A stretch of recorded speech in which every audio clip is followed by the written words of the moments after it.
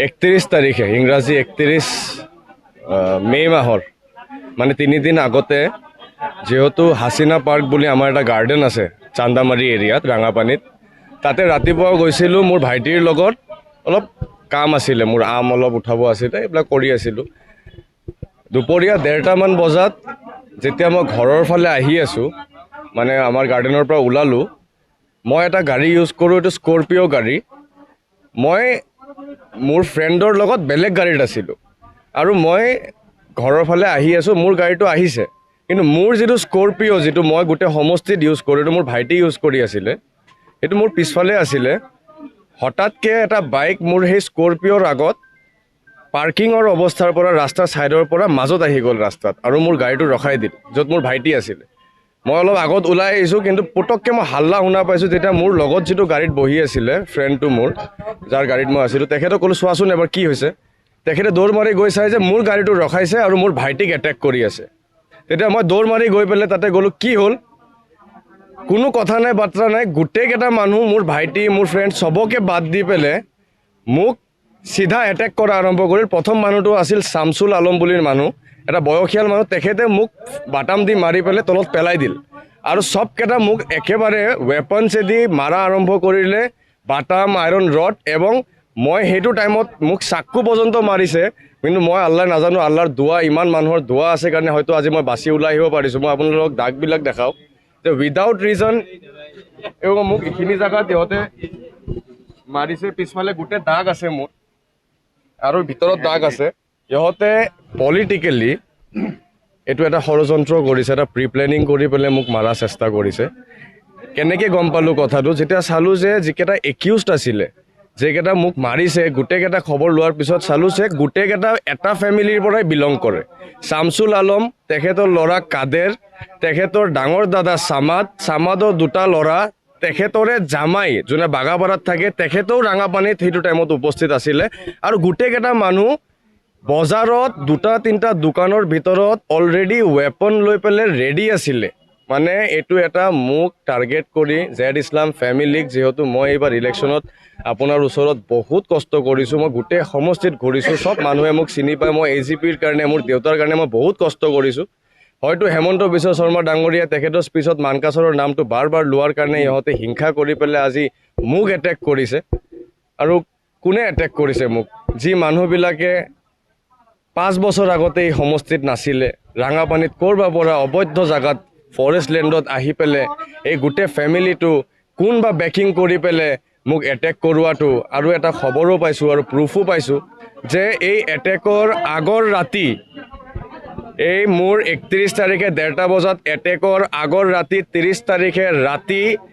Main accused Shamsul আলমৰ ডাঙৰ দাদা চামাদ তেখেতৰ ঘৰত মহিবুৰ ৰহমান বাপ্পী নিজে মিটিং কৰি আহিছে আৰু সেই ফেমিলিটোৱে মোক আজি এটেক কৰিছে তে ইয়াতে কি আছে বিধায়কে যদি বেক কৰি পেলাই মোক এটেক কৰাই আছে তে আমাৰ 1,16,000 যি মানুহ আমাক সমৰ্থন কৰিছে তেখেতৰ নিৰাপত্তাটো ক'ত কিন্তু মোৰ এইখিনি এটা মনত এটলিষ্ট এই কাজিয়াৰ পিছতো ভাল লাগি আছে যে আল্লাহৰ ৰহমত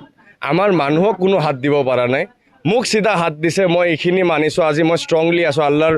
মই দুৱাত মানুহৰ দুৱাত মই আপোনাৰ ওচৰত খাৰা হৈ আছোঁ মই এই পিঠিত দাগটো লৈ পেলাই চিৰজীৱন মই মোৰ মানুহৰ কাৰণে লাগি থাকিম মোৰ কৰ্মীহঁতৰ কাৰণে মই লাগি থাকিম হয়তো মোক মাৰি পেলাব লাগিব যিটো সিহঁতে ট্ৰাই কৰিছিল কিন্তু পাৰা নাই মই এতিয়াৰ পৰা ইনশাআল্লাহ এই সমষ্টিত যিখিনি পাৰোঁ আমাৰ মানুহক যেন কোনো চুব নোৱাৰে কোনে যেন আমাৰ মানুহক কোনো কষ্ট দিব নোৱাৰে এইটো ইয়াতে আপোনাৰ ওচৰত মই প্ৰমিছ কৰিলোঁ এইটোৱে ফাৰ্ষ্ট এইটোৱে লাষ্ট আৰু এইবাৰ মানকাছৰ সমষ্টিয়ে দেখাই দিব যে আমাক এটেক কৰা জেড ইছলাম ফেমিলিক এটেক কৰা আৰু ষড়যন্ত্ৰ কৰা প্ৰি প্লেন কৰি পেলাই আমাক এটেক কৰা ইমান সহজ নহয় আৰু এইটোৰ কনচিকুৱেঞ্চ এইটো যিটো কৰিছে এইটো ভুক্তভোগী হ'ব এই মানুহবিলাক আৰু মই CM DGP আমাৰ OC আমাৰ SP DC যিমানকেইটা এডিশ্যনেল SP চবকে আহ্বান জনালোঁ যে আপোনালোকে যিমান জলদি পাৰে যিমানকেইটা আসামী আছে যিমানকেইটা মানুহ এইটোত জড়িত আছে আপোনালোকে ধৰক আপোনালোকে ন্যায় দিয়ক আমাক আপোনালোকে ইহঁতক শাস্তি দিয়ক যিটো অৱস্থা আমাৰ ঘৰত 3 দিনৰ পৰা চলি আছে এই কাজিয়াৰ পিছৰ পৰা চলি আছে আমি মানুহক ৰখাব পৰা নাই কণ্ট্ৰল কৰিব পৰা নাই মোৰ দেউতাৰ নাজানো কিমানখিনি ভিতৰত পেচেঞ্চ আছে যে নিজৰ ল'ৰা এনেকৈ মাৰাৰ পিছতো তেখেতে একবাৰো একো কোৱা নাই মানুহক কেতিয়াও কোৱা নাই যে যাই পেলাই আক্ৰমণ কৰক তেখেতে নিবিচাৰে যে কোনো নিৰ্দোষী মানুহ আমাৰ হাতেদি কোনোবা কষ্ট পাওক, আমি কষ্ট পোৱাটো মানা আছে, মানি ল'ম, কিন্তু বেলেগক আমি কষ্ট দিব নোৱাৰোঁ। আমি আইনৰ ওপৰত গোটেই ভৰসা ৰাখি পেলাই আগবাঢ়ি আছোঁ। ইনশাআল্লাহ যদি আইনে আমাক প্ৰাপ্য ন্যায় দিব পাৰে তেনেহ'লে ইনশাআল্লাহ এই কথাটো ইয়াতে বন্ধ হৈ যাব। আৰু যদি আইন আমাক একো ন্যায় দিব নোৱাৰে বা কিবা বেলেগ পলিটিকেল লাইনৰ MLAৰ প্ৰেছাৰত কিবা ইহঁতে ডিচিশ্যন লয় তেনেহ'লে মানকাছাৰৰ মানুহক ৰখোৱা মই ভাবোঁ যে কাৰো দি নহ'ব। জাভেদ ইছলামো ৰখাব নোৱাৰিব, জিদান ইছলামো ৰখাব নোৱাৰিব। তিনিটা পাব্লিকে ধৰি দিয়া সেই স্পটতে আমাক মাৰাৰ পিছত, যেতিয়া পলাইছে মোক মাৰাৰ পিছত, তাতে এটা স্কুল জাতীয় বিদ্যালয় আছে, তাতে দুটা মেইন আৰক্ষী, যোনে মেইন একিউজড শামছুল আলম আৰু তেখেতৰ ল'ৰা লুকাই আছিলে। আমাক পাব্লিকে তাৰ পৰা মই গুচি অহাৰ পিছত মোক যিহেতু তাতে OC গৈ পাইছে, মোক মাৰি থকা অৱস্থাতে OC মোক মেডিকেল কৰিব পঠাই দিছে। তাৰ পিছে আমাৰ পাব্লিকে যেতিয়া খবৰ পাইছে যে স্কুলত লুকাই আছে দুটা মানুহ, তেখেতক পাব্লিকে গৈ পেলাই ওলাই লৈ আহি পেলাই মাৰপিট কৰি হ'লেও নাজানো এইটো আৱেগত কৰি পুলিচৰ হাতত জমাই দিছে। এই তিনিটা পাব্লিকে যি ওলাই দিছে মানুহক, আসামীক, এইটোৱে ধৰা হৈছে এতিয়ালৈকে। বাকী 10টামান আসামী এতিয়াও মানে পলাই আছে, ইহঁতক ধৰিব লাগে, যিমান জল্দি পাৰে ইহঁতক লৈ আহিব লাগে। নাই এতিয়ালৈকে মই এইটো ক'ব নোৱাৰিম, যিহেতু টাইম 3 দিনে হৈছে। আৰু হয়তো মই থানা ঘেৰাও কৰিব লগা হৈছে, এইটো ঘেৰাও আমি কৰোৱা নাই, এইটো আমাৰ পৰা কেতিয়াও অহা নাই। এইটো পাব্লিকৰ চেণ্টিমেণ্ট আমি 3 দিনৰ পৰা কণ্ট্ৰল কৰোঁতে আজি ইহঁতে হেৰাই পেলাইছে।